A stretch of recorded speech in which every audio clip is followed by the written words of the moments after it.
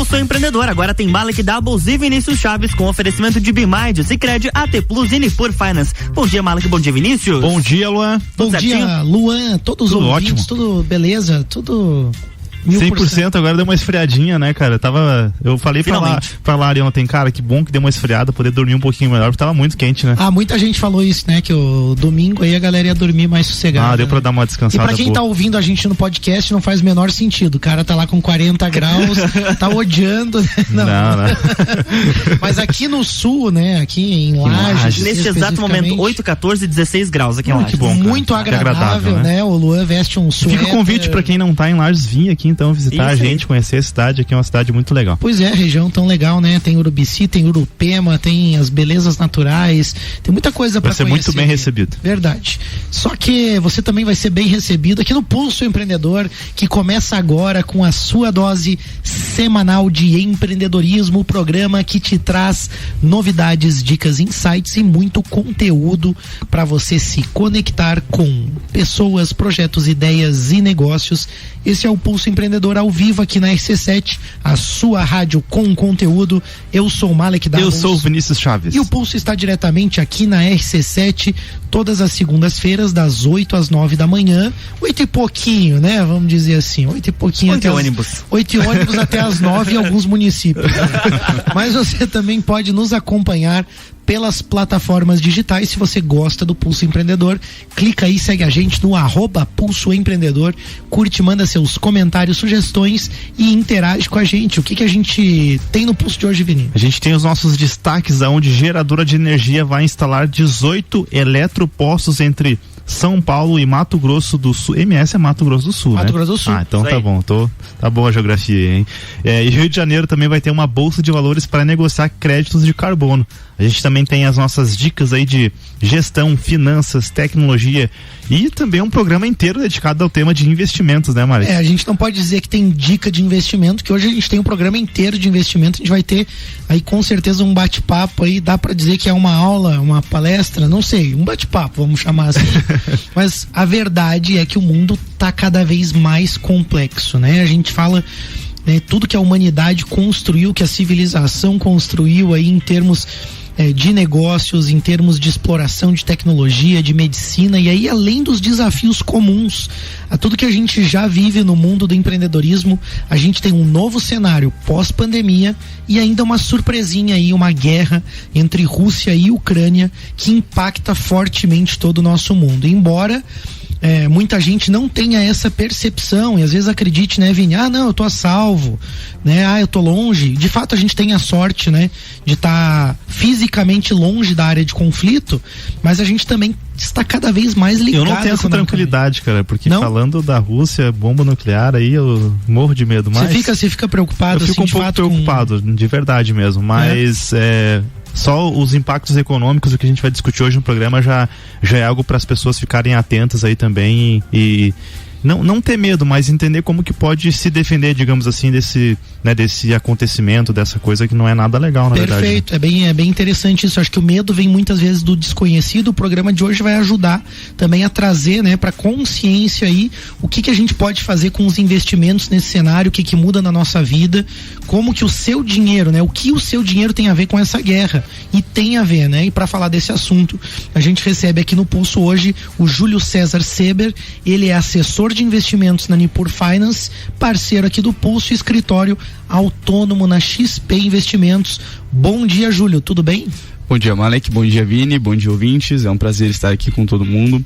Espero que o bate-papo de hoje seja bem descontraído e bem dinâmico, né? E que não seja uma palestra, como tu comentou. Tá bom. Mas um bate-papo mesmo, algo bem descontraído pra gente passar para os nossos ouvintes realmente uma informação clara e de forma dinâmica, né? Porque a gente vê nas mídias como um todo essas informações chegando de forma muito conturbada. Então, se a gente conseguir passar para os ouvintes essa questão de uma forma mais descontraída, vai ser melhor para todo mundo. Ô, Júlio, uma coisa legal que você falou é também o fato de a gente estar no rádio aqui permite justamente esse bate-papo e essa troca de informação, essa construção que a gente não vê em outras mídias. A gente falava com o Ricardo Córdova outro dia no Copa e Cozinha, também sobre a questão de como o rádio está forte nesse momento de guerra e de pandemia, com uma informação, vamos dizer assim, de qualidade, um conteúdo de qualidade e independente, né? Ou seja, não é tendencioso, né? Imparcial, né? E é isso que a gente vai ser hoje aqui. A gente vai falar de política, mas nós não somos partidários. A gente vai falar de economia e a gente não tem interesse nenhum em entender para nenhum lado, apenas em esclarecer para você, ouvinte, o que está acontecendo, né? E o programa de hoje vai abordar esse assunto de economia e investimentos, né, Vini? A gente tem que perguntar algumas coisas pro Júlio. Acho que é importante a gente começar com a nossa famosa palhinha aqui, Júlio, para aquecer, né, o bate-papo. E a gente vai falar muito sobre economia, sobre investimentos e a gente precisa perguntar de uma forma geral antes, né, porque isso vai ser usado como pano de fundo, que é a guerra que está acontecendo entre a Rússia e a Ucrânia. Tu pode explicar pra gente, né, um pouquinho sobre o porquê desse conflito, o que está acontecendo lá? Bom, de forma geral seria uma possível entrada da Ucrânia na OTAN, que é a Organização do Tratado do Atlântico Norte, né, que é uma aliança militar formada pelos países do Ocidente, né? Interessante que essa aliança foi formada ali no período do contexto da Guerra Fria, justamente para inibir, para parar o avanço soviético, né? E a Rússia se viu ameaçado por essa questão, né? Vários outros países vizinhos também entraram em conversação com a OTAN. A gente teve o exemplo da Geórgia em 2008 e da Crimeia em 2014, que foram situações semelhantes, onde eles também estavam em conversa com a OTAN, porém a Rússia foi lá e invadiu, né? A gente, lógico, não é a mesma situação, a Ucrânia é um país bem maior do que esses outros dois, mas de contexto seria isso, né? Bem parecido com o que foi no passado. São áreas de muito interesse, né, Júlio? São áreas de, tanto lá na Geórgia, eu lembro que também existia uma questão de petróleo, gás natural, são áreas de muito interesse também, né? Então não só a questão militar, mas existe um potencial econômico. Você falou que a Ucrânia é um pouco diferente, porque ela é uma região muito maior também do que outras que foram citadas, né? Um país muito maior, e na Ucrânia a gente tem, você falava antes do início do programa, uma grande produção de alimentos, né? E de outras commodities também, né? Perfeito, né? A Ucrânia e a Rússia, falando ali no contexto da guerra, são países exportadores, principalmente ali na região da Rússia, a questão petrolífera, né, das matrizes energéticas, então gás natural, petróleo e a questão do trigo, como a gente comentava. Então a Ucrânia e a Rússia somados correspondem a 30% da exportação de trigo global.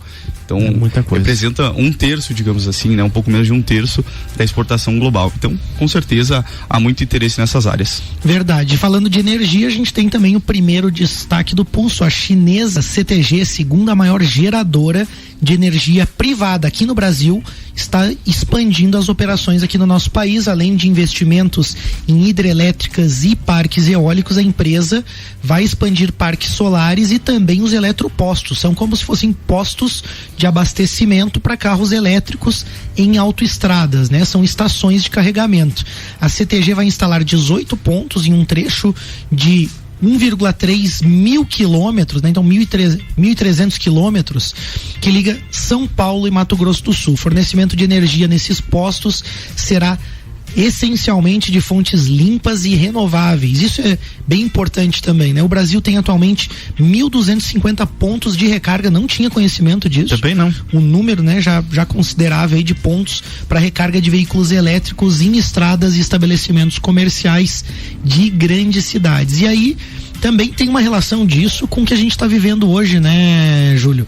Petróleo, energia limpa, qual a relação disso também, né, nessa guerra que a gente está vivendo, né? O que a gente pode tirar também de aprendizado disso? Perfeito, a gente pode ver uma evolução, um adiantamento, digamos assim, dos veículos elétricos no mundo, né? Pela questão do aumento do valor do petróleo. Isso pode ser que acelere essa questão dos veículos elétricos, principalmente nos países menos desenvolvidos, né? A gente tem hoje predominantemente ali nos países europeus e nos Estados Unidos, mas isso pode acelerar nos países subdesenvolvidos essa questão dos veículos elétricos. Vocês sabem me dizer em que posição está o Brasil?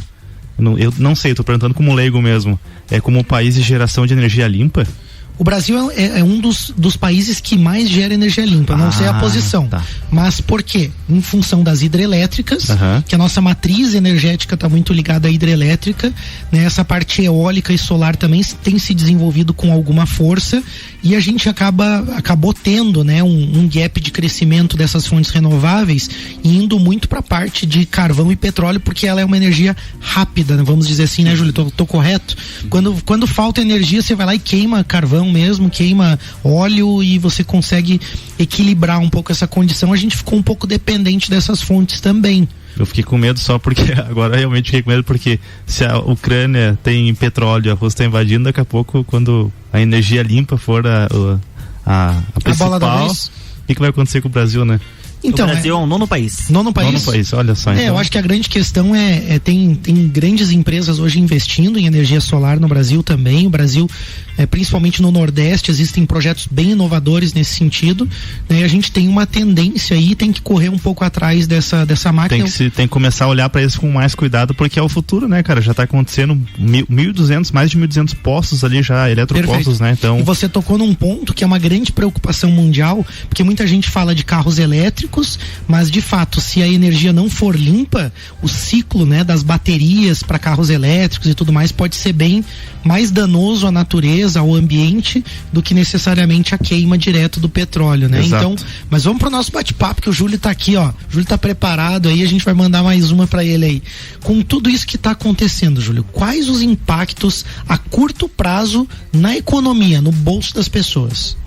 Bom, né, primeiramente a questão da inflação. A gente vem num cenário de retomada econômica desde a pandemia do Covid, que já estressou bastante o país, e agora essa questão do conflito da Rússia, principalmente por conta do petróleo, que é um dos principais transmissores de inflação, né, de fora para dentro do país. Então, indiscutivelmente, a gente terá inflação alta por um período maior de tempo, tanto que o Banco Central brasileiro foi ágil nessa questão e foi um dos pioneiros ali no aumento da taxa de juros. Então, também teremos um aumento da taxa de juros global, né? Todos os países estão ali numa tentativa de desacelerar, né, baixar a inflação, aumentando essa taxa de juros e manter ela mais alta por mais tempo também. Júlio, isso que você está falando então sobre a guerra e os impactos desse momento que a gente vive no mundo é de inflação no Brasil, mas no mundo todo também, né? Que eu acho que é importante dizer isso. Eu vejo muita gente falando, é culpa do Bolsonaro, ó aí, Bolsominion, não sei o que, e a gente é partidário aqui,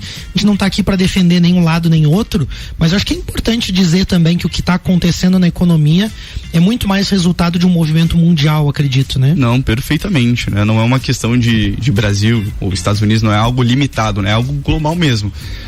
Tanto que até o ministro Paulo Guedes estava se gabando, digamos assim, né? De iniciar essa questão desse aumento da taxa de juros antes mesmo dos Estados Unidos, né? Durante muito tempo, o presidente do Banco Central americano, ele negligenciou essa questão da inflação, dizendo que era algo transitório, e veio agora, explodiu na mão deles a maior inflação dos Estados Unidos dos últimos 40 anos, né? E o preço do combustível lá também, eu acho que o galão deles, né, é uma medida diferente, mas tá batendo lá quase $5 também, o que para eles é um absurdo também. Eu achei curioso isso que vocês estão falando, porque eu acompanho algumas celebridades, né, alguns influenciadores americanos também, e eu nunca tinha visto eles postarem memes, né, e piadas falando sobre o preço da gasolina, né? Que eles iam ter que andar a pé agora, e eu tô acostumado aqui no Brasil já direto, né? Brincadeiras a respeito disso, né? Duas coisas que a gente tá acostumado: gasolina cara, aumento de juro, né? Então a taxa de juros, o Guedes também tá se gavando, mas no Brasil sempre foram rapidinho pra aumentar a taxa de juros. Não, eles estavam espertos, né? Já estavam bem treinados. É verdade, aqui no Brasil sempre foi assim. E aí te pergunto também, Júlio, a gente tá vendo uma série de sanções, né? Também esses movimentos da guerra têm causado lá, vamos dizer assim, a saída de muitas empresas da Rússia e também os estados, os países, né? Fazendo algumas sanções também. Que impacto isso pode ter na economia do mundo e nos investimentos? Perfeito, né? Essas sanções, elas são uma forma de punição à Rússia por tudo que ela está fazendo, né? Dentre elas eu posso citar o congelamento de bens, principalmente dos oligarcas, dos bilionários russos, né? A gente tem também a exclusão dos bancos russos do sistema de transação internacional. Então, estão fazendo sanções econômicas para não ter que intervir de forma militar, né? Não é de interesse global essa questão, porque senão a gente estaria falando de uma terceira guerra. Então, assim, esses impactos para a economia russa são catastróficos, né? A taxa de juros básica da Rússia está em 20% no ano, né? Juro muito alto. Perfeito. A gente tem a suspensão da bolsa, ela não funcionou, a bolsa de valores da Rússia. Entre outras questões que foram acontecendo, que vão acontecer, vão perdurar por mais tempo, né? Então o empresário russo está sofrendo pra caramba, um momento de, ele não tem, né, claro, a gente pensa, o conflito é na Ucrânia, mas o empresário russo está sofrendo e isso vai impactar também em outros negócios. A população russa, de forma geral, né, acaba sofrendo muito com isso também economicamente. Verdade. E perde poder de compra, fica tudo travado, né? Perfeito, a gente teve também ali a exclusão de transações com o Banco Central Russo, que acabou com a liquidez da economia russa, né? Então, numa tentativa desesperada por manter o capital ali, tanto que, como eu comentei, eles foram excluídos do sistema de transações internacional, então eles não podem transacionar em outras moedas, né? Como dólar, euro ou iene, enfim. E numa tentativa de manter o dinheiro ali, o próprio presidente russo, Vladimir Putin, ele acabou confiscando esse dinheiro ilegal, né? Que está, de certa forma, irregular ali na Rússia, né? Segundo eles, né? Então, segundo eles é um dinheiro irregular. Eles confiscaram algumas poupanças, né? É isso que eles fizeram. É, mais ou menos isso, né? Eles se diziam dinheiro ilegal, algo que estava irregular nos últimos impostos de renda dos cidadãos russos, né? Mas nada impede futuramente de que eles façam esse confisco de dinheiro legal, né? Das poupanças, dos depósitos, das contas correntes, né? A gente realmente não sabe o que se passa ali na cabeça do Vladimir Putin. Realmente não sabe, cara. E essa questão que você falou dos bancos ali, vamos dizer assim, é como se os russos estivessem fora do sistema hoje bancário mundial, então eles não conseguem, eles têm dificuldade em transações. Isso tem uma relação com o Bitcoin na Rússia também? Perfeito, né? E até essa questão do confisco do capital está atrelado também a esse fortalecimento do Bitcoin. Por quê? O Bitcoin, ele é uma moeda, uma criptomoeda descentralizada, primeiramente, né? Então você não tem ali um intermediário, você não tem a não tem um banco central, né? Exatamente. Você não tem um banco fazendo essa regulação. Sem contar também que é um dinheiro ainda sem regulação. Não tem um estado ali em cima, algo um ser supremo que possa interferir nessa economia, né? Digamos assim, ela é autossuficiente. O próprio mercado de criptomoedas, ele é feito de pessoas para pessoas, né? Então você não tem essa interferência, por isso que esses cidadãos russos estão buscando refúgio nessas criptomoedas, porque eles não podem ser de alguma forma, né, punidos, não podem ter esses resgates sem consentimento, como está acontecendo lá na Rússia, e também é uma moeda de livre regulação. Perfeito. A gente continua com esse bate-papo, a gente está esquentando aqui, ainda tem muita coisa para perguntar pro Júlio. A gente vai para um rápido intervalo e já volta com o Pulso. Café. Estamos de volta, bloco 2. É isso aí, a gente está de volta com o Pulso Empreendedor, o seu programa de empreendedorismo, hoje no bate-papo com o Júlio César Seber. Ele é assessor de investimentos pela Nipur Finance, e hoje a gente está trazendo aqui para o Pulso uma visão geral e alguns esclarecimentos sobre o conflito entre Rússia e Ucrânia e como isso está impactando também economicamente nossa vida aqui no Brasil e, claro, no mundo todo. Antes, a gente tem dica financeira do Sicredi. Em meio a tanta coisa acontecendo, é difícil saber em quem você pode de fato confiar. E como consumidor, num cenário de inflação, de aumento de preços, muita gente acaba buscando alternativa. Muitas vezes a compra online é uma possibilidade. Tá chegando o dia do consumidor, semana do consumidor, dia 15, agora é dia do consumidor, amanhã. E a semana do consumidor, muitas lojas aproveitam essa data para oferecer ótimos descontos online, mas o Sicredi tá comprometido aí em te ajudar a fazer uma gestão financeira, gestão das tuas finanças. Não quer só vender para você, ele quer que você, claro, tenha conhecimento aí e tá te dando algumas dicas para que você pare, pense e desconfie aí desses golpes virtuais que estão acontecendo. Primeiro, desconfie de preços muito baixos, verifique se o perfil da loja é bem avaliado, se é seguro comprar lá. Segundo, cuidado com links em redes sociais, prefira acessar aí o site da loja e verificar corretamente da onde você está comprando, né?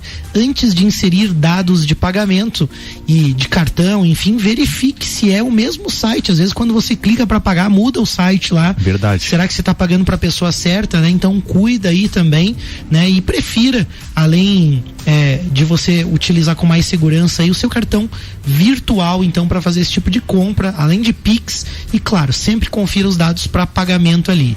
E além disso, incentive e prefira o comércio local. Se você puder comprar online, compra do comércio local, compra pelo WhatsApp, compra aí pelos sites e lojas entregues aí na sua cidade, aí com certeza você está ajudando também esse movimento aí que a gente está passando aí de recuperação da economia. Super importante que você tenha esse bom senso. Abre sua conta no Sicredi, tem acesso a essa e outras informações, vantagens e benefícios. Liga no telefone 4932899800 ou visite uma agência mais perto de você. E tem dica de gestão também, né, Vinícius? É isso aí, se você está totalmente alienado, né, ou alienada a tudo que está acontecendo no cenário global, talvez o seu problema não é uma dificuldade de compreensão, né? Você talvez esteja só com falta de tempo. Então, realmente você precisa ter tempo para poder estudar, entender todo esse movimento.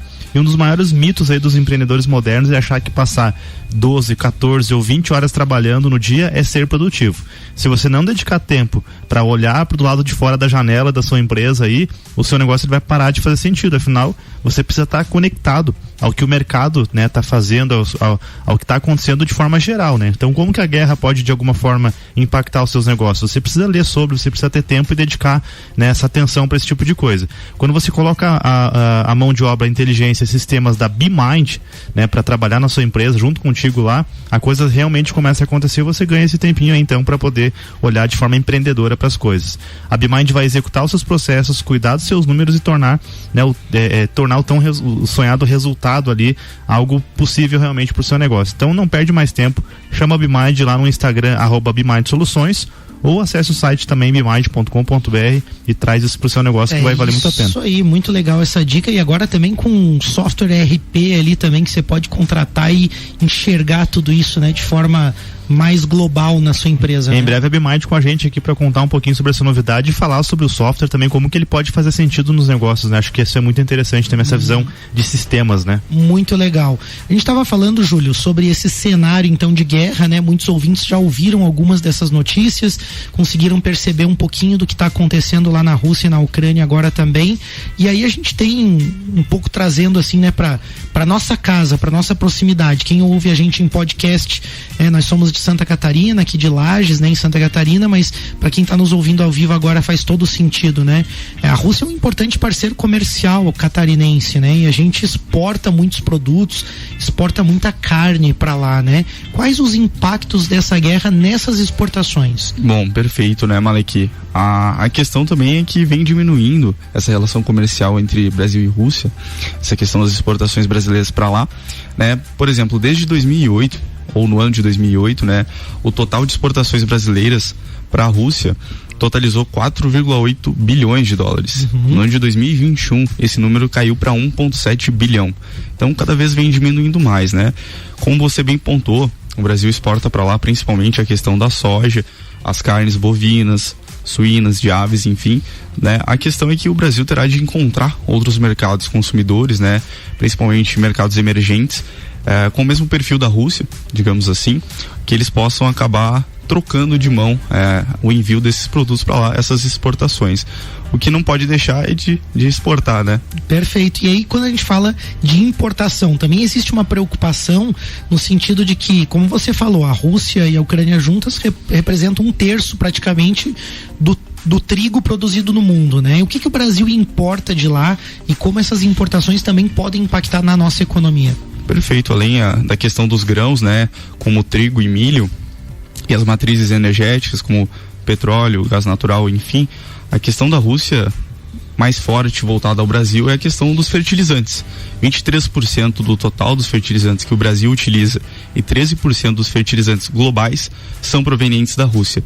Então, acredito que isso deva impactar principalmente a questão do agronegócio do nosso país, né, que é um setor muito forte e que manteve a condução do nosso país na questão da pandemia alta, segurou né? a economia do nosso país, né? Exatamente, foi o setor do agronegócio. Então, essa questão dos fertilizantes vai impactar principalmente neles, vai ficar mais caro pro agricultor para continuar essa questão. Ô Júlio, dá para dizer então assim, ó, a gente tem um cenário, você falou inflação, aí você falou aumento do petróleo no mundo, a gente tem um aumento do petróleo na bomba de combustível aqui no Brasil, né? E também lá nos Estados Unidos e outros países, como o Vini citou, né, que tem visto aí nas redes sociais. Aí a gente tem também um aumento dos vamos dizer assim, uma dificuldade dessas importações de fertilizantes, um aumento de preço dos fertilizantes e também um aumento de preço da produção agrícola no Brasil, significa também aumento dos preços lá no mercado também, então, né? E aí tudo isso está impactando com certeza o consumidor. E aí o nosso ouvinte deve estar se perguntando assim, tem algo que eu possa fazer assim, ou nós vamos ficar só assistindo os preços subirem infinitamente, né? Porque eu sinto assim, talvez algumas classes, né, são menos afetadas, né, por conta de que dentro da sua renda ali, o que representa o consumo de combustível, mobilidade, alimentação, às vezes não é tão alto, né? Assim, mas a gente sente que a grande parte da população sofre muito com esses aumentos, aumento da energia elétrica, aumento do gás, né, todos os produtos, né, vamos dizer assim, na mesa mesmo, né, do consumidor brasileiro. Então, o que dá para fazer assim? O que as pessoas podem fazer? A questão que eu vejo, né, Malek, é a questão da adaptação, né? A gente gosta bastante principalmente aqui no Sul, nós somos bastante consumidores da carne bovina, né? E com essa questão da Rússia, principalmente, vai se agravar e vai aumentar ainda mais o valor da carne. Então, o ouvinte, o cidadão vai ter que se adaptar a essa questão, tanto a questão dos combustíveis, né, a utilização de outros meios, então, seja eles bicicleta, veículos elétricos ou até mesmo a questão das caminhadas, né, vão ter que vir para a mesa. Então não é meme, a pessoa vai ter que fazer isso mesmo. Tem que usar a sola do sapato ali. Mas eu fico imaginando assim, né, porque a gente fala de itens de consumo, digamos assim, né, de produtos, enfim, que eles são os mais necessidade básica, né? O que as pessoas mais precisam. E aí eu fico pensando que com essas mudanças, será que os olhos das grandes economias não vão passar para outra ponta, digamos assim, né? A gente comentou antes ali sobre a produção de energia elétrica, que tende a ser um dos próximos aí itens de aumento ainda mais, né? Porque a gente já usa bastante, obviamente, mas para carros elétricos e tudo mais, cada vez mais as coisas vão ficando menos, consumindo menos combustíveis fósseis. Vocês acreditam que as grandes potências vão começar a olhar para esses países, para esses locais onde tem esses recursos novos e começar a digamos assim, a tentar controlar e a conquistar essa economia de alguma forma? Você fala como um medo, assim, por exemplo, aquela coisa de que vão invadir o Brasil, né? E vão pegar nossa água, nossos recursos? Não assim, vejo como um medo, mas assim como uma possibilidade de esses países, né? O Brasil, por exemplo, exploração, de ele ficar economicamente mais forte por ter esses recursos aqui dentro, entendeu? E aí como que a gente pode de alguma forma tomar cuidado com isso também, para que a gente não simplesmente substitua uma coisa pela outra e aconteça mesmo e continue acontecendo a mesma coisa, sabe? Eu acho que é esse o insight que a gente pode dar pra galera, assim, a questão, né, Vini, é que o Brasil, ele sempre foi um país muito rico nessa questão de produtos naturais, dessas questões, né? Mas devido à má gestão, a gente nunca soube aproveitar dessas riquezas, né? Então eu não vejo por que uma mudança no cenário, como sempre foi, né? Desde a nossa colonização, onde a gente sempre foi de certa forma explorado por potências maiores, né? Pelos principais países. Eu não vejo um cenário de mudança nessa questão, né? Mas a gente pode ver com certeza os países olhando com mais carinho pro Brasil, né? Ali, perfeito. Principalmente a gente se ouviu muito na questão do nióbio, né? Onde novas tecnologias, perfeito, também, tu acredita que isso pode mudar um pouco o cenário? Eu acho interessante, assim, como a gente tem essa criatividade no Brasil e esse potencial de criar projetos como foi o projeto do álcool na década de 80, de alternativas sustentáveis, e como a gente tem dificuldade, né, de fato decolar nesse sentido, né? Parece que o mundo todo quer que a gente forneça alimento e metal e commodity, né, pro mundo inteiro, e fiquem quietos aí, e de fato dá um pouco essa sensação de que a gente continua mandando o melhor café para fora, as melhores frutas, e vai ficando cada vez mais o refúgio pra gente, cada vez mais a gente tem dificuldade até de comprar o refúgio, né, vamos dizer, continua subindo o preço, inclusive disso, né, então eu acho que também falta um pouco enfim, né, de patriotismo e de alguns líderes mais fortes, mas é difícil a gente adentrar nisso, né, um tema mais complexo também pra gente falar. Agora, o que a gente pode esperar disso, Júlio, de mudança de hábito de consumidor, porque o empresário que tá ouvindo também tá pensando assim no negócio dele, como que ele precisa adaptar, e daqui a pouco será que o fato da pessoa andar a pé ou andar de bicicleta é uma oportunidade, ou daqui a pouco a pessoa mudar os hábitos e até as crenças dela, né, porque hoje eu vejo uma coisa no Brasil assim que me assusta, né? Eu vi pandemia, eu vi um cenário muito louco aí, e eu vi as pessoas comprando carro, sabe? Gastando assim, os carros dispararam de 50 mil, um carro de 50 mil passou a custar 100 mil reais, 120 mil reais, as pessoas com algo que deprecia muito rápido, que perde valor muito rápido. Será que essas mudanças também vão impactar e fazer o brasileiro ser um pouco mais investidor e menos gastador, assim? Você acredita nisso? De certa forma, sim, né, Malê? Que a gente vê cada vez mais as pessoas procurando entender mais sobre investimentos, sobre como rentabilizar melhor o dinheiro delas, não deixar só guardado ou na poupança ou embaixo do colchão, né? Mas em outro polo a gente sempre vai ter aquele brasileiro mais consumista, que não visa tanto a questão econômica e mais a satisfação de algum desejo. Então a gente sabe que é algo intrínseco do brasileiro, a paixão por carros, né? A maioria deles, e como tu bem comentou, o brasileiro continua comprando e não vai deixar de comprar.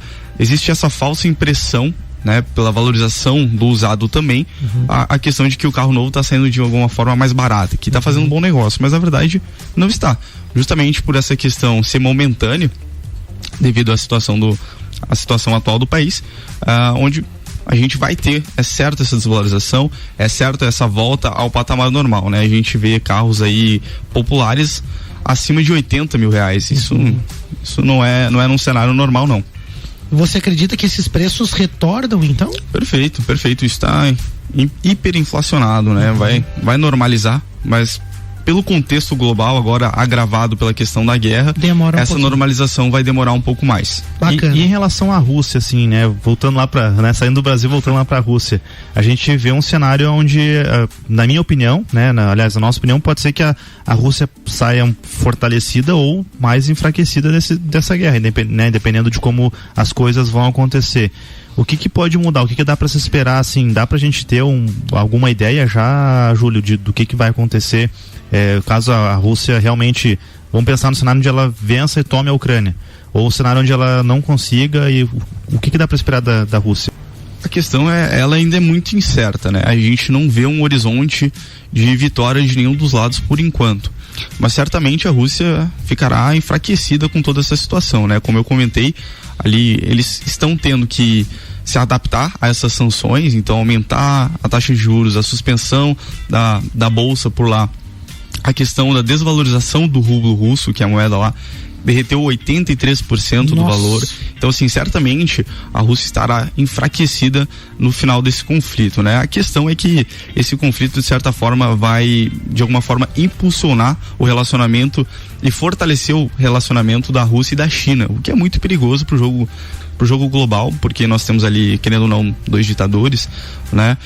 E a China, como é uma potência que está crescendo exponencialmente nos últimos anos, ter uma aliada, um país dependente dela como a Rússia, que é um país muito rico nessas reservas energéticas e, enfim, essa questão dos grãos, enfim, é muito perigoso para o jogo mundial. Então, quem sabe a gente veja uma mudança de patamares, né? Uma economia que hoje é a mais potente pode não ser nos próximos anos. Interessante a gente analisar isso. A gente vai fazer um rápido break, a gente já volta para o terceiro bloco para trazer mais informações sobre os seus investimentos, o seu patrimônio, sobre ativos e de que forma você, investidor brasileiro, né, você como pessoa física ou como empresa, também pode proteger o seu patrimônio. A gente já volta. Estamos de volta, bloco 3. É isso. Bora. Aí, a gente está de volta com o Pulso Empreendedor, o seu programa de empreendedorismo. Hoje conversando com o Júlio César Seber, ele é assessor de investimentos pela Nipur Finance, assessor aí, escritório autônomo, né, pela XP Investimentos. E hoje a gente traz no Pulso uma visão geral sobre a guerra na Rússia e na Ucrânia e como isso está impactando economicamente a nossa vida aqui no Brasil. O Júlio já deu a dica ali, infelizmente é isso mesmo. É alta de preço, é alta de gasolina, é alta de alimentos. E agora no último bloco a gente vai falar um pouco mais sobre como que você pode proteger os teus investimentos e o teu patrimônio frente a isso, porque no consumo não adianta, a gente vai ter que mudar alguns hábitos, vai ter que cortar algumas coisas e o brasileiro já está um pouco cansado disso, porque quando não é o nosso próprio país é pandemia, é guerra mundial, não, é uma guerra, né, um conflito que pode se tornar mundial. Mas dá pra dizer que é mundial, porque impacta todo mundo, né? De fato, hoje mundo globalizado, o impacto da guerra é mundial, né? A guerra não acontece no mundo todo, não envolve o mundo todo, mas sim impacta todo ele, né? E aí a gente tem, antes de voltar para o nosso bate-papo, dica de tecnologia, né, Vini? Vocês sabiam que além da guerra militar entre a Rússia e a Ucrânia, já há algum tempo vem rolando ataques russos de forma cibernética ao governo ucraniano? A nova guerra agora é digital também. Exatamente, cara. Então, no dia 27 de fevereiro, por exemplo, o encarregado de negócios da Ucrânia no Brasil, Anatoly Chak, é isso aí, né? Deve ser. Disse que o site oficial da embaixada, que fica ele fica na estrutura de internet lá do governo ucraniano, e o e-mail dos funcionários estavam fora de operação devido a ataques cibernéticos massivos. Então, galera, essas armas digitais, né, elas já estão aí, e a quantidade de criminosos digitais também está aumentando, né? O que assusta é que esses bandidos, né, eles não estão diferente do que acontece hoje no mundo físico, eles podem estar no mundo todo e em alguns segundos aí podem atacar a tua empresa, os teus negócios. Então, seja inteligente, invista em segurança digital com a AT Plus. A AT Plus possui uma linha de negócios dedicados aí para cibersegurança de empresas como backup em nuvem, firewall, e-mail seguro, né, com um sistema de anti-spam inteligente para filtrar aquelas possíveis tentativas aí de jogar aquele e-mail falso para você clicar lá e ser atacado, além de diversas outras soluções também. Então não dá bobeira, protege a sua empresa também. Os ataques digitais estão acontecendo, já são inclusive armas aí, né, de muitos países. Liga lá na AT Plus no 49-3240-0800, conversa com o pessoal e se protege, né? Eu tenho a proteção, tenho backup em nuvem, fico tranquilo quanto aos dados criptografados lá também dos nossos clientes, isso já dá uma segurança muito legal. Perfeito. Sem dúvida, nos dias de hoje tem que ter. E a gente tem um destaque rápido aqui também, né, Vini? É isso aí, né? O Rio de Janeiro vai ter uma bolsa de valores para negociar créditos de carbono. Então o Rio de Janeiro planeja ter essa nova bolsa com foco na compra e venda de créditos de carbono e ativos ambientais como energia, clima e florestas. O governo do estado assinou um protocolo de intenções com a Nasdaq e com a Global Environmental Asset Platform, GEAP, para iniciar a operação da nova plataforma de negociações no segundo semestre de 2022. Segundo o governo, a expectativa é de um potencial de estoque de 73 milhões de toneladas de CO2, né, que é o carbono, o que representaria aí um total de 25 bilhões de reais. E aí, galera, bom ou ruim, né? O investidor ele também tem que estar atento a esses ativos agora, né, de sustentáveis. Como que vocês enxergam isso aí? O Júlio, né, que está mais conectado com o mercado. Perfeito, Vini. Antes de eu entrar nessa questão, tá? Eu gostaria de comentar também algo que eu vi, uma notícia de que a Alemanha está estudando reativar as termoelétricas para não depender do gás natural russo, né? Então, durante muito tempo, né, até ao final ali do conflito da Segunda Guerra Mundial, a Alemanha tem meio que tido uma paranoica para seguir todas essas questões ambientais, né, na risca. E durante muito tempo essas termoelétricas foram desativadas por lá. E nessa questão do conflito surgiu de novo, voltou para a mesa uma possibilidade deles reativarem para não depender mais do gás natural russo, né?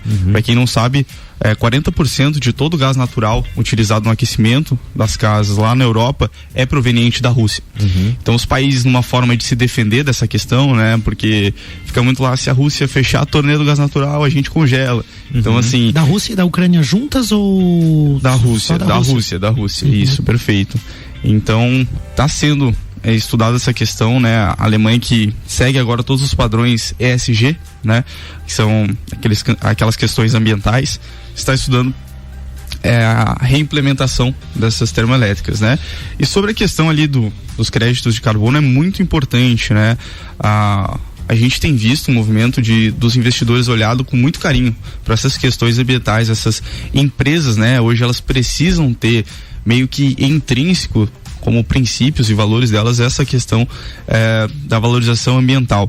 Então, assim, é muito importante para o investidor sempre estar ligado se a empresa que ele está investindo realmente, né, tem um compromisso com o meio ambiente, porque isso faz total diferença, até mesmo no resultado da empresa. E no caso do que o Rio está fazendo, acho que toma a frente de uma iniciativa onde o Brasil tem uma força, né, tem um novo mercado, uma economia a ser explorada no Brasil, né, porque a gente tem esse potencial de crédito de carbono, né, de floresta, de resgate aí também de carbono, então dá para se criar algo novo, mas que não seja só fake, né? Porque eu também vi muita coisa acontecendo nesse mercado de carbono que era de mentirinha, né? Ah, tem a floresta mesmo, tem o carbono lá mesmo, né? Então também tem que haver um certo cuidado com... O que eu já vi também, desculpa te interromper, Mali, que algumas empresas destruíram com tudo, daí vão lá e compram um monte de carbono e tá tudo certo, né? Uma forma de amenizar, né? Não, vamos lá, a gente vai lá e paga lá, porque a gente tá lucrando um monte aqui, é baratinho. Um certificado de que eu destruí tudo, mas eu salvei comprando, pagando pra alguém. Mas de alguma forma, se de fato existir, né, algo planejado nesse sentido, pode ser até positivo pro nosso país. Voltando então, Júlio, pra questão do investidor, beleza. A gente já viu que temos uma Rússia possivelmente enfraquecida, um aumento de preços e tudo mais. O que o brasileiro pode fazer para proteger o seu patrimônio diante disso? Primeira coisa, manter a calma, né, Malek? A gente vê nesses momentos de maior tensão uma fuga dos investidores, principalmente buscando refúgio na renda fixa por ter menos risco e querendo ou não tendo mais liquidez do que outros ativos, né? Então a gente tem essa procura por ativos de segurança, né? Na outra ponta a gente tem investidores mais experientes que já passaram por outros períodos semelhantes, indo a mercado atrás das pechinchas que essas ocasiões deixam, né? Então assim, a gente sempre tem polos no mercado. Então a gente vê essa questão da liquidez do investidor procurando isso, né? Então, primeiramente manter a calma. Segunda coisa, o nome do jogo é e sempre foi diversificação. Então, a gente costuma dizer aqui em Lages que nunca se deve deixar todos os ovos numa cesta só, né? Então, o investidor procurar diversificar o patrimônio dele, colocar um pouco lá fora, né, em economias mais maduras. A gente está vendo um cenário que é de estresse global, mas certamente num cenário de retomada econômica, quem vai se recuperar primeiro são os países lá de fora, né? Então é muito importante a gente ter essa diversificação, tanto de ativos quanto de países, né? E procurar se refugiar ali. A gente tem ativos IPCA+, que fazem uma proteção contra a inflação. Tem bastante coisa que o investidor pode procurar. E a gente citou ali antes, Júlio, tu ia falar, Malik? Não, pode falar. Não, a gente citou sobre Bitcoin, sobre criptomoedas e de alguma forma o mercado tem olhado para esses novos ativos também com olhos assim de grandes oportunidades, né? E a gente percebe, a gente até já brincou aqui com o Malik, né? A gente vê assim algumas promessas assim muito mirabolantes em cima desse tipo de ativo também. Mas como que você enxerga isso, né? Como que vocês veem esses ativos como criptomoedas? Tem as NFTs agora também, algo que é bacana, que é seguro. Qual que é a recomendação que vocês dão para esse tipo de ativo digital? Primeiramente, né, Vini, tem que tomar muito cuidado com o que a gente vê, né? A gente vê em comerciais de canais de YouTube, valorização de 20, 30, 50 mil %, isso aí é balela, né? Isso aí é para chamar o dinheiro do investidor. Então, toma muito cuidado, ter um filtro, ficar sempre atento nessa questão das criptomoedas. É interessante comentar que é um mercado de especulação, então a gente ninguém tem controle sobre as criptomoedas, nem o próprio Estado, né? E por isso que as economias estão tentando regular, né, na figura dos países, essa criptomoeda. Então, a primeira coisa para o investidor é procurar entender sobre o assunto, ou se ele não se sente, né, capaz de fazer isso, ou de repente não tem tempo, né, porque é um mercado um pouco mais denso, procurar uma assessoria, procurar um especialista voltado à área, né? Hoje nós temos a Nipur aqui em Lages há 3 anos, com profissionais que estão se atualizam diariamente nessa questão de cripto e do cenário global, enfim, investimentos como um todo, né? Então, tomar muito cuidado com qualquer jogada que eles forem fazer relacionado a criptomoedas, mas certamente é um mercado que está aí, veio para ficar e provavelmente será o futuro, né? A gente tem o Bitcoin na figura de moeda e nós temos ali o Ethereum na figura de NFTs, enfim, artes digitais. E aí, só para complementar, acho que só puxando um gancho do que você falou antes, que acaba entrando como mais um, né, ativo dentro de uma carteira diversificada de investimentos, né? Não dá para se jogar só nas criptomoedas ali ou só em uma coisa em outra, e aí ter isso como mais uma opção ali para diversificação. Perfeito, também, Vini. né? A gente sempre fala que o dinheiro das criptomoedas numa carteira de investimentos é o dinheiro da pinga e não o dinheiro do leite, né? Então Verdade. A gente coloca ali boa comparação. Um valor ínfimo, né, da carteira, justamente pela questão da volatilidade e dessa especulação trazer muito risco para a carteira do nosso cliente. Então tem que tomar muito cuidado na questão da alocação. Você falou sobre algumas pechinchas, né, e oportunidades. Eu acho que muita gente acaba apostando nisso também, né? Como escolher isso, né? Como definir isso? Porque a gente vê agora um cenário global complexo e as pessoas ficam tentando, né? Ouve o programa de hoje e fica pensando, mas então a Rússia sai enfraquecida, então aquele mercado determinado sai enfraquecido, ou não, os bancos agora saem fortalecidos, ou não, sai enfraquecido, ou não, o Bitcoin agora é uma alternativa independente dos governos e aí não tem essa regulamentação dos bancos centrais dos países aí, enfim, de um sistema bancário atual. Então eu acho que essas dúvidas é que ficam vigentes pro ouvinte, assim, né? Como que ele sabe, como que ele consegue definir se é uma pechincha mesmo ou se é só uma falsa oportunidade, ou é um mercado assim que pra você, Júlio, que é assessor de investimentos, assim, não, tá na cara que isso aqui vai cair e o cara achou que era uma pechincha, né? Como que ele se posiciona frente a isso? Bom, como eu comentei, o investidor ele precisa estar atualizado diariamente, né? O mercado muda diariamente, então assim, a primeira questão é se ele não se sente confortável em fazer essas escolhas, né, ou de tomar esse risco, procurar um especialista voltado à área. Agora, se ele gosta de fazer por conta, ele tem que ter um filtro muito grande nessa questão das informações, né? Como a gente comentou, potencial de valorização, isso aí é esquema de pirâmide ou é golpe, né? A gente às vezes está na cara, até mesmo para as pessoas, mas elas preferem somente olhar para o retorno e não olhar para os riscos que estão por trás, né? Então, poxa, eu vou ter uma valorização de 20.000%, 30.000%, né? Mas quais são os riscos que estão por trás? Quais são os perigos por trás dessa informação, né? Será que eu sei a procedência? Será que eu sei o ativo em questão? Então, tudo isso o investidor tem que estar atento e também tem que estar atento ao cenário global, né? Que eu acho que é legal, de repente, deixar de dica para o ouvinte é exatamente isso. Se você não se sente confortável o suficiente para fazer essas análises, é super importante, mesmo que você consiga fazer algumas, super importante que você tenha um parceiro. A gente recomenda, obviamente, estar conosco aqui porque a gente confia. Os meus investimentos estão com o Júlio, inclusive, aqui, né? Eu posso falar que a minha carteira de investimento tá com o Júlio, né? Diversificada, construída lá para proteger o patrimônio. É que você procure de fato um assessor de investimentos, procure a Nipur Finance, porque aí você tira essas dúvidas. Olha, mas eu tô pensando em comprar Magalu, porque a Magalu tá com preço baixo agora, né? Pô, o Júlio já vai desmistificar pra você. Não, mas eu tô pensando agora que tem umas pichinchas aí, eu vou comprar um negócio. Mas você vai comprar sucata às vezes, você vai comprar algo que não tem. Qual que é o teu objetivo? É curto prazo? É médio prazo? Ó, a curto, médio prazo, essa empresa não vai retomar tão cedo. O Júlio vai saber te dizer isso. Então, para esses ativos que parecem oportunidades, ou mesmo para esses pirâmides e golpes, o Júlio vai saber te dizer lá se você tá fazendo uma boa escolha ou não, né? Mas eu também vejo por um outro lado, Júlio, as pessoas que se sentem inseguras e que aí também não investem. E aí a gente vê esse aumento de preços, inflação, qual é o risco para quem não investe ainda, para quem não tem nem um IPCA mais, nem uma renda fixa e tá com o dinheiro ou na poupança, ou em conta corrente, ou debaixo do colchão lá. Qual que é o risco para essa pessoa?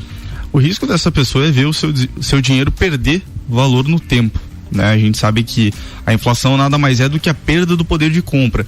Então, se esse índice continua subindo e, consequentemente, o teu capital não acompanha, você está perdendo dinheiro, na verdade, né? Então, a principal dica para o investidor é procurar entender, procurar se informar sobre essas questões, ou se não, procurar um especialista da área, né? Como você comentou, a gente está com muitas oportunidades tanto no mercado de capitais quanto na renda fixa também. Tá muito interessante, a gente não via taxas assim desde períodos de mais estresse ali, desde o impeachment da Dilma, né, no passado. Então a gente tá com muitas oportunidades na mesa, oportunidades de investimentos com baixo risco de fato, né, e com um potencial de retorno muito interessante para o investidor.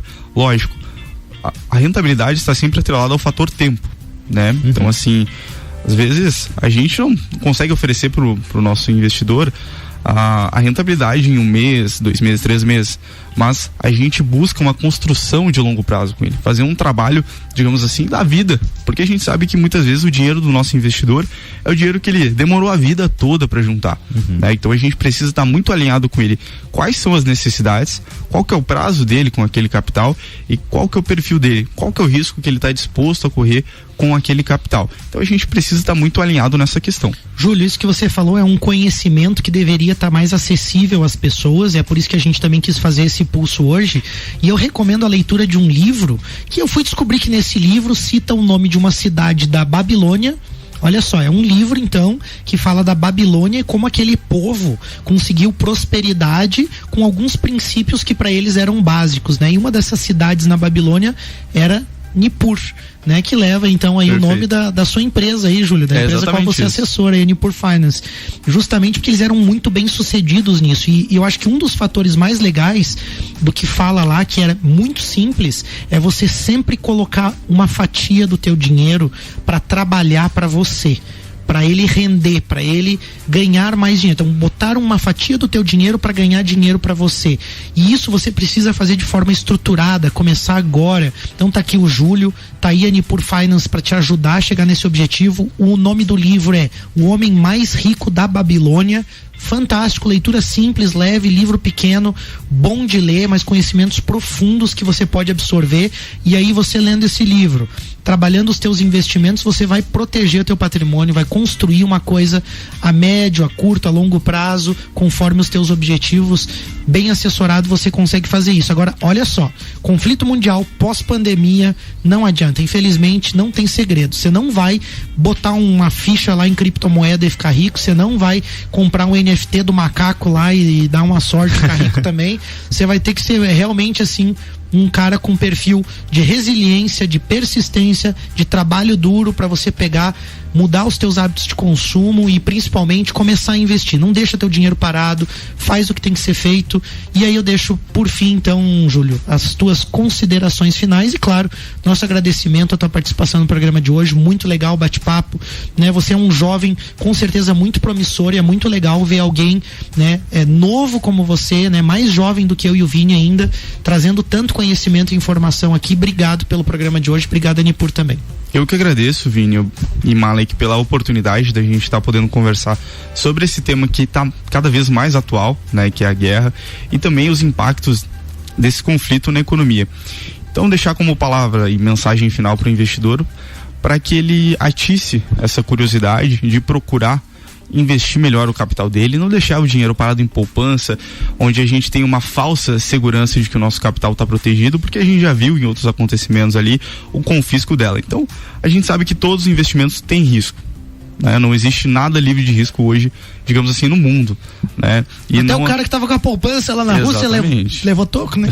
Exatamente, né? Então a gente não tem segurança e que as pessoas não se deixem levar por essa falsa segurança, procurem entender mais sobre o mercado, procurem deixar o seu capital trabalhar por você, né? Você tá dormindo e o teu capital tá lá rendendo, você tá fazendo outra atividade, o teu capital tá rendendo de fato, né?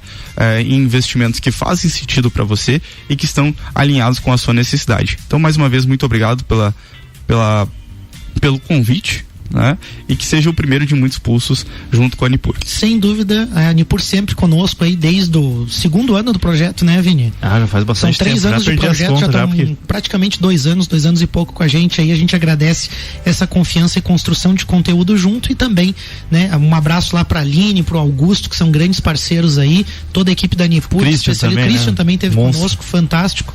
Agradecimento aos apoiadores do programa Orion, Parque Tecnológico, Serumar Marcas e Patentes, Wind Digital e a todos vocês ouvintes aí, seja pelo rádio ou pelo podcast. Um grande abraço, segue o pulso. Valeu, gente, boa semana, obrigado, Júlio, Nippur, tamo junto, semana que vem tem mais pulso especial aí com o Eduardo Teva aí, vai ser bem bacana. Legal, hein? Na próxima semana tem mais Pulso Empreendedor aqui no Jornal da Manhã, com oferecimento de BeMind, Sicredi, AT Plus e Nippur Finance. Jornal da Manhã.